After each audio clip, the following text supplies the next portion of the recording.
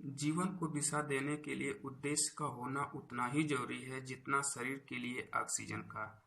Hello students, आज हम लोग रिमर के बारे में पढ़ेंगे कि रिमर क्या होता है, कितने प्रकार का होता है, किसका क्या यूज होता है। चलिए पढ़ते हैं रिमर। रिमर एक कटिंग टूल होता है जिसका प्रयोग होल की फिनिशिंग करने के लिए या उस होल को थोड़ा सा बढ़ाने के लिए हम रिमर का प्रयोग करते हैं। रिमर आपका दो प्रकार का होता है, एक होता है हैंड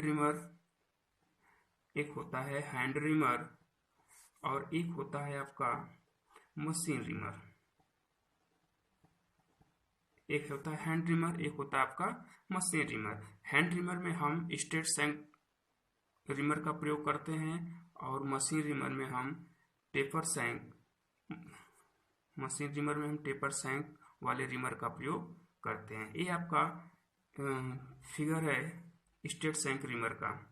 चलिए इसके बारे में जान लेते हैं। ये आपके देख रहे हैं, इसको हम सैंक बोलते हैं। ये वाला भाग है, इसको हम टैंक बोलते हैं। इसी में हैंडल को फिट करके इसको पकड़ते हैं। ये आपका सैंक है, ये आपका रेसिस है जिसको हम नेक बोलते हैं। इसी नेक पे हमारी कंपनी का नाम, इसका साइज, किस मटेरियल का बना है, ये सब लिखा होता है। ये इसके कटिंग एज होते हैं। ये रिमर जो होता है इसका ये सब कटिंग एज है और इस कटिंग एज के जो पीछे वाला भाग है उसे हम लैंड कहते हैं, जो कि कटिंग एज को सपोर्ट करने का काम करता है। ये जो बीच वाला भाग है इसको हम फ्लूट्स बोलते हैं। ये फ्लूट्स क्यों होता है? क्योंकि जब हम रिमिंग क्रिया करते हैं रिमर के द्वारा तो इसमें जो चिप्स बाहर निकलते हैं इस फ्लूट्स की सहायता से ही बाहर हो जाते हैं। और जब हम इसमें लुब्रिकेंट का प्रयोग करते हैं तो ये फ्लूट्स की सहायता से होते हुए कटिंग एज तक पहुंचते हैं, इसलिए इस फ्लूट को बनाया जाता है। ये आगे वाला भाग जो है ये चेम्फर होता है। इसको ये जो जिस एंगल में बना होता है इसको हम चेम्फर एंगल बोलते हैं। ये यहाँ से यहाँ तक की भाग जो होता है इसको हम बॉडी बोलते हैं। और ये जो आपका कटिंग एज जो होता है जिस कोण में बना होता है इसी को हम हेलिक्स एंगल बोलते हैं। ये आपका यहाँ से यहाँ तक पूरी कुल लंबाई जिसको ओवरऑल लेंथ बोलते हैं। इसके हम साइड व्यू में देख लें तो कुछ ऐसा ही दिखता है, यानी यही वाला भाग हमारा कटिंग वाला भाग करता है। इसमें कई प्रकार के होते हैं, इससे कई भाग हैं। जैसे ये आपका लैंड भाग है जो कटिंग एज को सपोर्ट करता है और ये आपका बीच वाला भाग इसको हम फ्लूट्स बोलते हैं। इसी की सहायता से चिप्स बाहर आते हैं। ये आपका फेस कहलाता है, अगला सिरा होता है। ये आपका क्लियरेंस एंगल होता है। जो क्लियरेंस एंगल क्यों देते हैं, इसके कटिंग एज को घर्षण से बचाने के लिए क्लियरेंस एंगल इसमें दिया जाता है।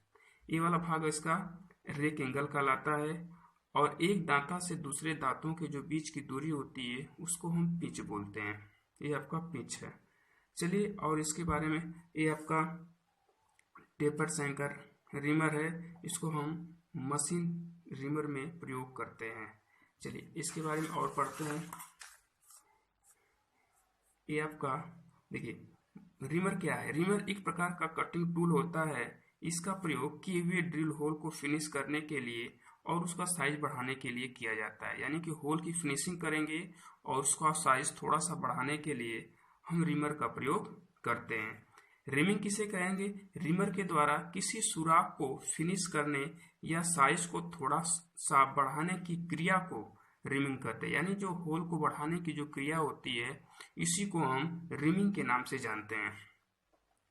आपका रफ रिमर होता है, एक फिनिशर रिमर होता है। रफ रिमर के द्वारा 0.1 से 0.15 mm धातु को हम काट सकते हैं और फिनिश रिमर के द्वारा हम 0.02 से लेकर 0.05 mm तक हम धातु को काट सकते हैं।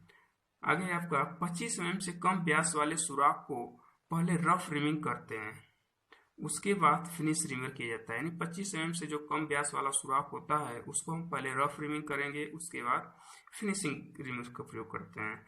25 mm से जो अधिक व्यास का सुराख होगा उसको हम काउंटर बोर टूल्स के साइज से बनाकर फिर उसे हम रफ और फिनिश रिमर करते हैं। यानी 25 mm से बड़ा होगा, व्यास का बड़ा होगा आपका होल, तो वहां पे हम क्या प्रयोग करेंगे? काउंटर बोर टूल का प्रयोग करेंगे। उसके बाद ही हम रफ और फिनिशर रिमर का प्रयोग करते हैं उसको फिनिशिंग करने के लिए। अब आती बात है मटेरियल की, आखिर किस चीज़ का बना होता है। ये जो होता है आपका high carbon steel, high speed steel तथा मास प्रोडक्शन के लिए कार्बाइड टिप वाला हम रिमर का प्रयोग कर लेते हैं। आप लोग कमेंट करके बताइएगा कि इसमें हाई कार्बन स्टील में कार्बन की कितनी मात्रा होती है। चलिए आगे हम लोग पढ़ेंगे कि टाइप्स ऑफ रिमर। रिमर कितने प्रकार के होते हैं, तो हमने आपको पीछे बताया रिमर 2 प्रकार के होते हैं, हैंड रिमर और मशीन रिमर।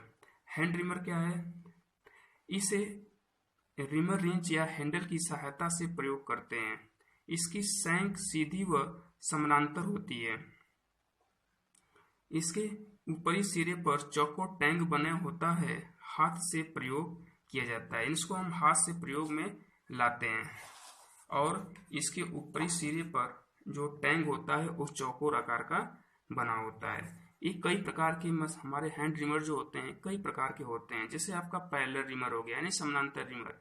इसकी बॉडी जो होती है समानांतर होती है, जिस पर सीधे या स्पाइरल फ्रूट बने होते हैं। इसका प्रयोग समानांतर गोल सुराख की रिमिंग करने के लिए करते हैं। यानी समानांतर जो गोल सुराख होता है उसका रिमिंग करने के लिए हम पैरेलल रिमर का प्रयोग करते हैं। आगे बातें आती है taper reamer.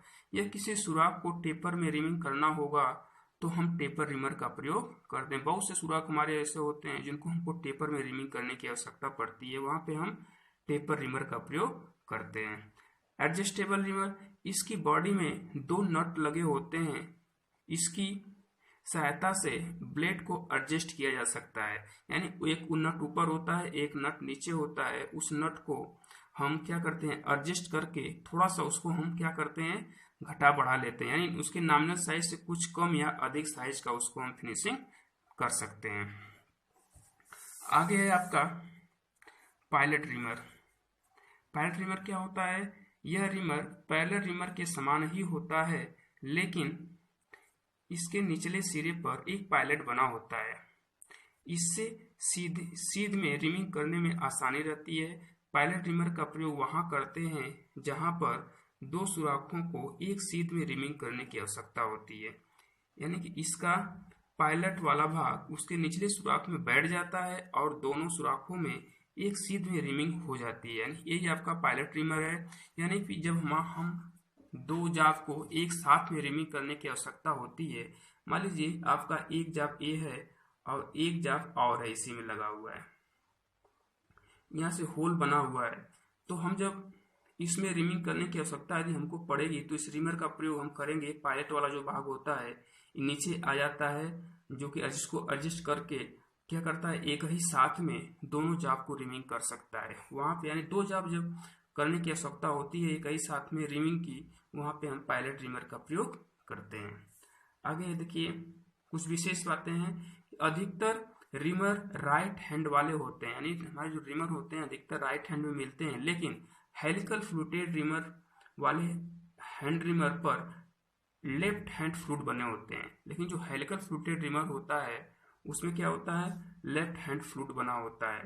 Helical fluted reamer का प्रयोग कीवे कटे सुराख की रिमिंग करने के लिए करते हैं। यानी हेलिकल फ्लूटेड जो रिमर होता है जहाँ पे कीवे कटा यानी चाबी घाट बना हो, वहां पे उस सुराख की रिमिंग करने के लिए हम हेलिकल फ्लूटेड रिमर का प्रयोग करते हैं। इसके बाद आता है left hand helical smooth finishing के लिए तथा right hand helical rough finishing के लिए यूज करते हैं। यानी लेफ्ट हैंड जो आपका हेलिकल फ्लूटेड रिमर होगा उसका प्रयोग स्मूथ फिनिशिंग करने के लिए करेंगे, और राइट हैंड जो हेलिकल रिमर होगा उसका प्रयोग हम रफ कटिंग करने के लिए करते हैं। इसके बाद आता है आपका टेपर रिमर।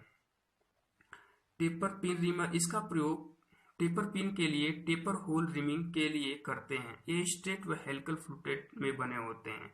यानी जब हम टेपर पिन के लिए टेपर होल की फिनिशिंग करना होगा वहां पे हम टेपर पिन रिमर का प्रयोग करते हैं। एक्सटेंशन रिमर, इसकी बॉडी में एक टेपर थ्रेड वाला प्लग फिट रहता है। एक्सटेंशन रिमर में एक प्लग फिट होता है इसकी बॉडी में और प्लग का सिरा वर्गाकार बना होता है। इसे टाइट करने पर रिमर की बॉडी 0.05 mm का विस्तार होता है, यानी थोड़ा सा बढ़ जाती है। इसके बाद आता है आपका मशीन रिमर। इस रिमर पर टेपर शैंक बने होते हैं जिस पर फ्लैट टैंक होती है, इसे मशीन के स्पेंडल में पकड़कर प्रयोग करते हैं। हमने आपको पीछे भी बताया कि इसका ज़्यादातर प्रयोग हम क्या करते हैं, टेपर शैंक वाले रिमर पर हम मशीन रिमर का प्रयोग करते हैं। हैंड रिमर में नोट में हैंड रिमर में लंबी टेपर लीड होती है, जबकि मशीन रिमर में बहुत छोटी टेपर लीड होती है। यानी कि हम आपको बता दें कि आपका जो हैंड रिमर होता है, जैसे ये वाला भाग है, तो ये आपका जो टेपर वाला भाग होगा एक लंबा बना होता है, यानी इसका कोण क्या होगा, अधिक होगा। और यहाँ पे ये कुछ ज़्यादा लंबाई में चेम्फर किया हुआ होता है, लेकिन जब हमारा मशीन रिमर होगा तो ये चेम्फरिंग जो होगा बहुत कम ही होता है। आगे है इसमें टाइप्स में रोज रिमर। इसके दांते 45 अंश पर वेबल होते हैं। इसके लैंड व फ्लूट की चौड़ाई लगभग बराबर होती है। इसकी लैंड पर बैक क्लियरेंस नहीं देते हैं। इससे सुराख अधिक स्मूथ नहीं बनता, यानी रोज रिमर के द्वारा हम सुराख को अधिक स्मूथ नहीं बना सकते हैं। आगे आपका सेल रिमर। इसकी बॉडी में सुराख होता है, इसमें आर्बर फिट करके प्रयोग में लाया जाता है। यानी कि जो हमारा सेल रिमर होता है, इसकी बॉडी में सुराख लगा होता है, इसमें आर्बर को फिट करके हम इसको प्रयोग में लाते हैं। चलिए स्टूडेंट्स, हम इसको यहीं तक रहने देते हैं। अगले पार्ट में हम लोग जानेंगे कि रिमर ड्रिल साइज क्या होता है। इसके आगे का पार्ट हमको लोग कल जानेंगे। धन्यवाद।